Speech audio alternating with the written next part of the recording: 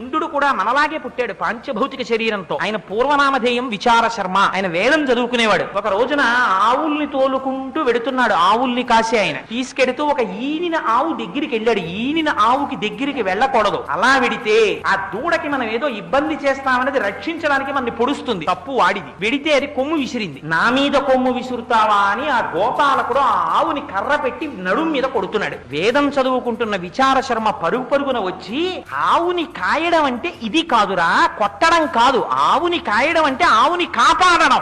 నీకు చేత కాదు ఆవుల్ని కాయడం, నేను కాస్తాను ఆవుల్ని. ఇది పరమ పవిత్రమైన వృత్తి, నేను చేస్తానని వెళ్ళాడు విచార శర్మ. అంత వేదం చదువుకున్నవాడేమో, జగత్తునందు ఏ వస్తువుని ఎలా చూడాలో తెలుసున్నవాడేమో, ఆయన ఆవుల్ని ముట్టుకునేటప్పటికీ అవి అమృతం కింద పాలు పట్టేసేవిట. లోపల పట్టి వెళ్ళిలా పొదుగు ముట్టుకుంటే చాలట చెంబుడు పాలిచ్చి ఆవులు 4 బిందెల పాలిచ్చేయడం మొదలెట్టాయి. వాటికి